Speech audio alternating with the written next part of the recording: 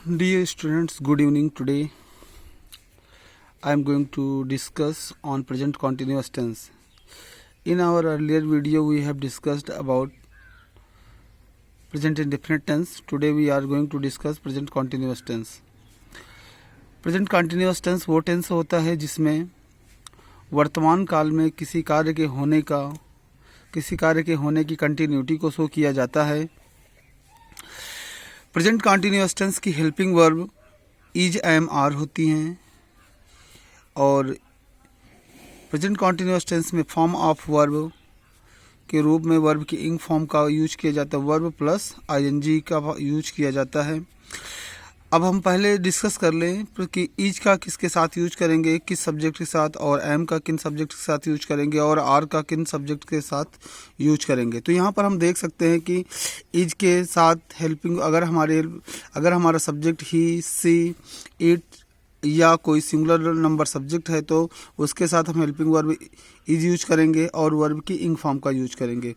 फिर हम देखते हैं कि एम आई के साथ यूज करते हैं और आर का यूज, आर हेल्पिंग वर्ब का यूज यू, वी, दे और एंड प्लूरल नंबर सब्जेक्ट के साथ करते हैं। एक बार फिर से इज का use he, she, it and singular number subject के साथ किया जाता है। एम का यूज आई के साथ किया जाता है एंड आर का use you, we, they and plural number subject के साथ किया जाता है और सभी के साथ वर्ब की इंग फॉर्म का प्रयोग किया जाता है। जैसा कि हमने आप लोगों को पहले भी बताया था, प्रेजेंट जब टेंस चार्ट पर टेंस चार्ट पढ़ा रहे थे तब मैंने बताया था कि किस टेंस में कौन सी हेल्पिंग वर्ब और कौन सी फॉर्म ऑफ वर्ब का यूज किया जाता है। कुछ रूल्स हैं यहाँ पर, बेसिक रूल हैं जिनको हमें समझना बहुत ज़रूरी है। पहला रूल है, the helping verb of present continuous tense are, is, am, are and they and with them main verbs ing form is used. यानी प्रेजेंट कॉन्टिन्यूअस टेंस की helping verb is, am, are हैं और इनके साथ main verb की इंग form का प्रयोग किया जाता है। रूल सेकेंड है, if the sentence is negative then not is used after helping verb. ये इसका मतलब ये है कि अगर कोई सेंटेंस हमारा नेगेटिव है तो हम नॉट का प्रयोग हेल्पिंग वर्ब की बात करते हैं। सभी सेंटेंसेज में जो भी सेंटेंसेज नेगेटिव होते हैं, किसी भी टेंस का हो, अगर सेंटेंस कोई नेगेटिव है तो नॉट का यूज हमेशा हेल्पिंग वर्ब के साथ किया जाता है। रूल थर्ड है, if the sentence is interrogative then the helping verb is used before subject. अगर कोई सेंटेंस हमारा इंट्रोगेटिव है तो बेसिकली हम हेल्पिंग वर्ब का यूज सब्जेक्ट से पहले करते हैं। नोट यहाँ पर कुछ समझना ज़रूरी है। पहले अब एक बार फिर से रूल को रिवाइज कर लीजिए कि present indefinite tense, present continuous tense के helping verb is, am, are हैं और इनके साथ मेन वर्ब की इंग फॉर्म का यूज किया जाता है। अगर हमारा सेंटेंस नेगेटिव है तो नॉट का यूज हेल्पिंग वर्ब के बाद किया जाता है। अगर सेंटेंस हमारा इंट्रोगेटिव है तो हेल्पिंग वर्ब का यूज सब्जेक्ट से पहले किया जाता है। Note, to understand these things we have to understand the structure of sentences. किस सेंटेंस में to understand these things we have to understand the structure of sentences, किस सेंटेंस में कहाँ पर हम हेल्पिंग वर्ब का यूज करेंगे, कहाँ पर नॉट का यूज करेंगे, कहाँ पर हम बेसिकली कौन सी चीज़ों का यूज करेंगे, इनको समझने के लिए बहुत ज़्यादा ज़रूरी है कि हम सेंटेंस के स्ट्रक्चर को समझें। अगर हम सेंटेंस के स्ट्रक्चर को समझ जाते हैं तो हमें हेल्पिंग वर्ब का यूज करना, फॉर्म्स ऑफ वर्ब का यूज करना और नॉट का यूज करना हम आसानी से समझ सकते हैं। तो यहाँ स्ट्रक्चर ऑफ सेंटेंस के रूप में आप देखते हैं कि स्ट्रक्चर ऑफ सेंटेंसेज, यानी basically there are 4 kinds of structure of sentences. Basic रूप से 4 तरह के स्ट्रक्चर ऑफ सेंटेंसेज होते हैं। पहला है अफर्मेटिव सेंटेंस, यानी अगर आपका सेंटेंस अफर्मेटिव है तो वो इस रूप में होगा, सबसे पहले सब्जेक्ट होगा, फिर उसके बाद हेल्पिंग वर्ब होगा, फिर मेन वर्ब होगी, फिर ऑब्जेक्ट होगा। अब ज़रूरी नहीं है कि सब में हेल्पिंग वर्ब का यूज किया ही जाए, जैसे कि प्रेजेंट इंडेफिनिट टेंस और पास्ट इंडेफिनिट टेंस ऐसे टेंस हैं जिनके अफर्मेटिव सेंटेंस में हेल्पिंग वर्ब का यूज नहीं किया जाता है, तो वहाँ पर ये नहीं लिखा होगा, यानी वहाँ पर हमें इसे ओमिट करना मानना होगा, यानी इसे हमें इसे नज़रअंदाज करना होगा। यही हमें पता होना चाहिए। जैसा कि मैंने प्रेजेंट इंडेफिनिट टेंस को जब पढ़ाया तो मैंने बताया था, और जब पास्ट इंडेफिनिट टेंस को पढ़ाऊंगा तो मैं आगे भी बताऊंगा। फिर आता है नेगेटिव सेंटेंसेज। नेगेटिव सेंटेंस का स्ट्रक्चर ऐसा होता है, subject plus helping verb plus not plus main verb plus object. यानी ये हेल्पिंग वर्ब का मतलब ये है कि जिस टेंस का सेंटेंस होगा उस टेंस के हेल्पिंग वर्ब का यूज किया जाएगा। और एमवी का मतलब होता है मेन वर्ब। मेन वर्ब का मतलब ये है कि जिस तरह का टेंस होगा, जो टेंस होगा, टेंस के आधार पर हमारे मेन वर्ब का यूज किया जाएगा। जैसे कि प्रेजेंट इंडेफिनिट टेंस में वर्ब की फर्स्ट फॉर्म का यूज करते हैं, प्रेजेंट कॉन्टिन्यूअस टेंस में वर्ब की इंग फॉर्म का यूज करते हैं, प्रेजेंट परफेक्ट टेंस में वर्ब की थर्ड फॉर्म का यूज करते हैं, प्रेजेंट परफेक्ट कॉन्टिन्यूअस टेंस में फिर हम वर्ब की इंग फॉर्म का यूज करता है। तो वर्ब की कौन सी फॉर्म होगी और कौन से हेल्पिंग वर्ब का यूज किया जाएगा, ये सेंटेंस के टेंस के ऊपर डिपेंड करता है। फिर आता है इंट्रोगेटिव सेंटेंस। इंट्रोगेटिव सेंटेंस हमारे दो तरीके के होते हैं। Interrogative sentences are of two kinds, यानी हमारे इंट्रोगेटिव जो सेंटेंस होते हैं वो दो तरीके के होते हैं। एक तो होता है इंट्रोगेटिव फर्स्ट टाइप या yes or no type. Interrogative first type या yes or no type. Interrogative first type sentence question or sentences are those sentences which need answer only in yes or no. यानी interrogative first type या yes या no type को interrogative sentence वो sentence होते हैं जिनका answer सिर्फ yes या नो में ही दिया जाता है, यानी इसके अलावा और कोई आंसर नहीं आएगा। और इंट्रोगेटिव फर्स्ट टाइप सेंटेंस हमेशा हेल्पिंग वर्ब से स्टार्ट होते हैं, यानी जितने भी इंट्रोगेटिव फर्स्ट टाइप सेंटेंस होंगे वो वर्ब हेल्पिंग वर्ब से ही स्टार्ट होंगे। अगर हम उसका स्ट्रक्चर देखें तो इस तरह का होगा, सबसे पहले हेल्पिंग वर्ब आएगी, फिर सब्जेक्ट आएगा, यानी सब्जेक्ट के अकॉर्डिंग यहाँ पर हेल्पिंग वर्ब का हम यूज पहले करेंगे। फिर अगर सेंटेंस नेगेटिव है तो नॉट आएगा, फिर मेन वर्ब आएगी, फिर ऑब्जेक्ट आएगा और लास्ट में क्वेश्चन मार्क होगा। यानी इंट्रोगेटिव फर्स्ट टाइप सेंटेंस, यहाँ पर इंट्रोगेटिव सेंटेंस को भी समझना जरूरी है कि इंट्रोगेटिव सेंटेंस दो तरीके के होते हैं। एक होता है इंट्रोगेटिव फर्स्ट टाइप सेंटेंस, दूसरा होता है interrogative second type sentence. Interrogative first type sentence वो सेंटेंस होते हैं जिनमें जो हमेशा हेल्पिंग वर्ब से स्टार्ट होते हैं और जिनका आंसर सिर्फ यस या नो में आता है। अगर हम इसको हिंदी में समझने की कोशिश करें तो इंट्रोगेटिव फर्स्ट टाइप सेंटेंस वो सेंटेंस होते हैं जो हिंदी में क्या से स्टार्ट होते हैं, और जो हिंदी में सेंटेंस क्या से स्टार्ट होता है उसका आंसर सिर्फ यस या नो में ही आता है। जैसे कि हमें अगर आपसे पूछ ले do you love your country, तो सिर्फ आपके पास यह आंसर होगा कि आप अपने कंट्री को प्यार करते हैं या नहीं। इसका मतलब आप सिर्फ यस या नो में आंसर देंगे, इसके अलावा कोई ऑप्शन आपके पास नहीं होगा। फिर आपका आता है interrogative second type. Interrogative second type को WS टाइप कहते हैं, यानी इसको WS टाइप और इंट्रोगेटिव सेकंड टाइप सेंटेंस कहते हैं। Interrogative sentence these type questions are those which start with a question word and need answer in a statement. यानी interrogative first type sentence interrogative second type sentence वो sentence होते हैं जो हमेशा question word से शुरू होते हैं, किसी न किसी क्वेश्चन वर्ड से शुरू होते हैं और उनका आंसर यस या नो के अलावा एक स्टेटमेंट के रूप में आता है। जैसे कोई आपसे पूछ ले where do you live, means आप कहाँ रहते हो, तो आप एक आंसर दोगे कि आप रहते कहाँ हो, यानी उसके लिए आपको एक आंसर की ज़रूरत होगी यस या नो के अलावा।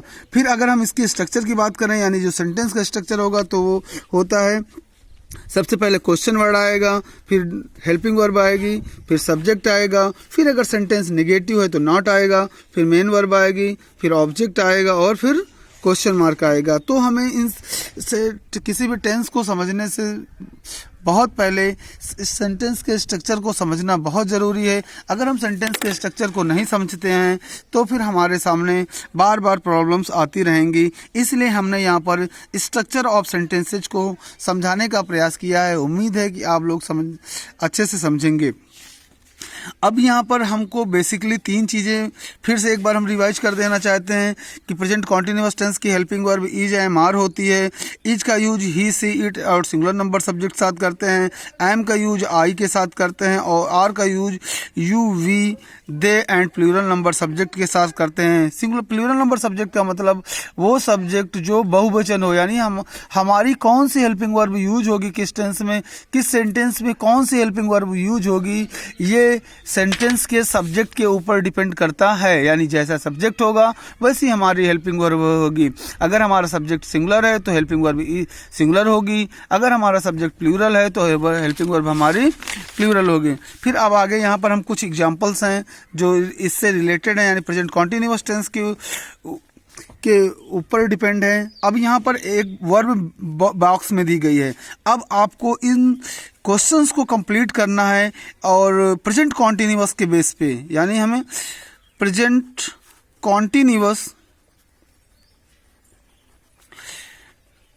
टेंस को माइंड में रखते हुए इन सेंटेंसेज को सॉल्व करना है। जैसे यहाँ पे अभी दिया गया है सी, हमारे सेंटेंस स्टार्ट हो रहा है सी से, यानी हमारा सेंटेंस का सब्जेक्ट है सी और यहाँ पर वर्ब दी गई है लव, यानी हमें प्रेजेंट कॉन्टिन्यूअस टेंस के अकॉर्डिंग हमें हेल्पिंग वर्ब को भी साथ में इंक्लूड करना है और हेल्पिंग वर्ब हमारी प्रेजेंट कॉन्टिन्यूअस टेंस के अकॉर्डिंग होनी चाहिए। तो प्रेजेंट कॉन्टिन्यूअस टेंस की हेल्पिंग वर्ब इज, एम और आर हैं।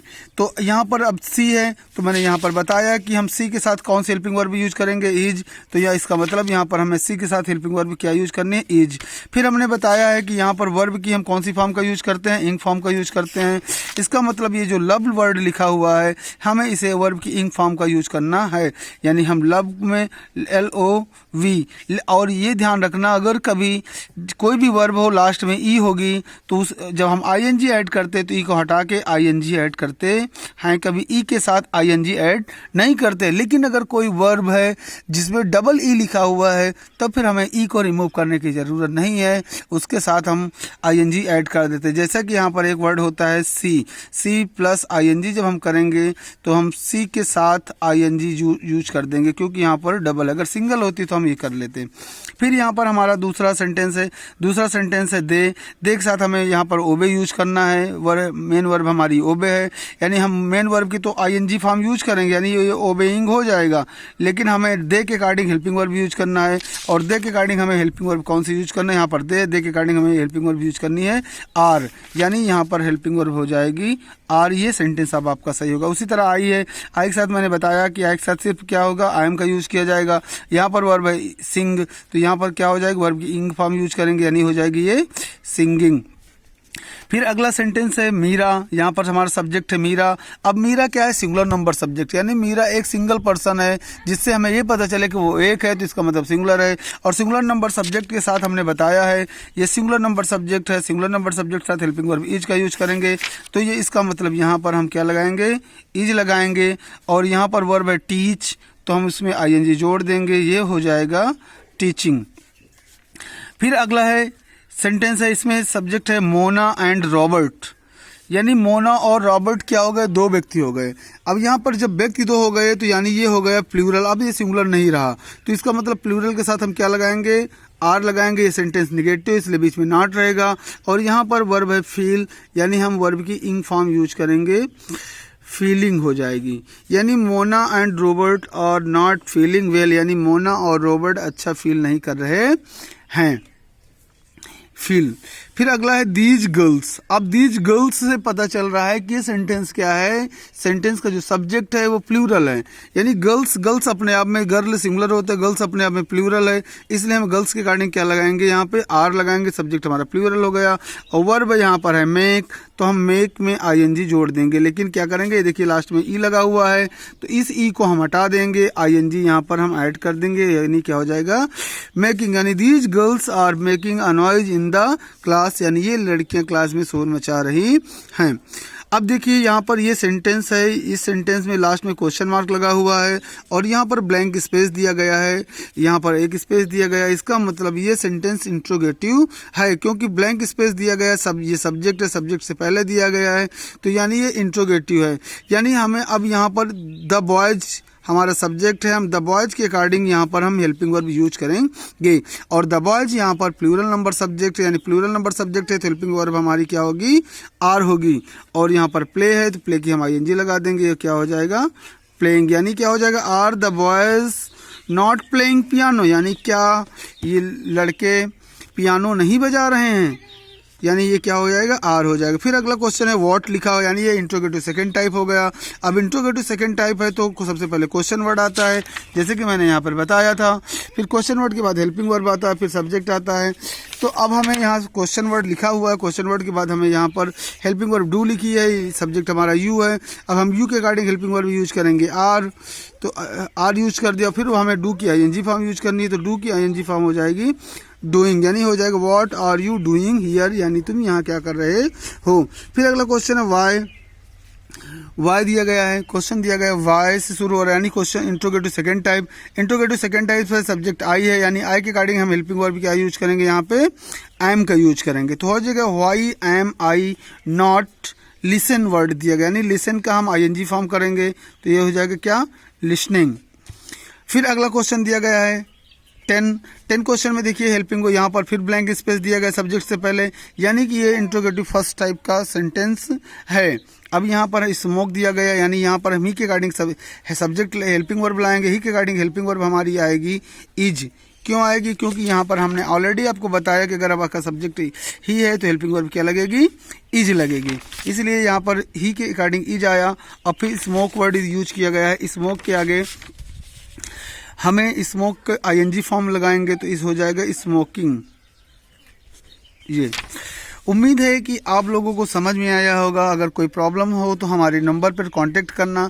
इसके बाद यहाँ पर हम कुछ एक्सरसाइज आपको दे रहे हैं जिन्हें आपको करना है, और exercise for practice fill on the basis of present continuous tense, यानी जो एक्सरसाइज 10 क्वेश्चंस दिए गए हैं, इसको आपको 10 या 11 क्वेश्चन दिए गए हैं, इनको आपको प्रेजेंट कॉन्टिन्यूअस टेंस के बेसिस पर कंप्लीट करना है।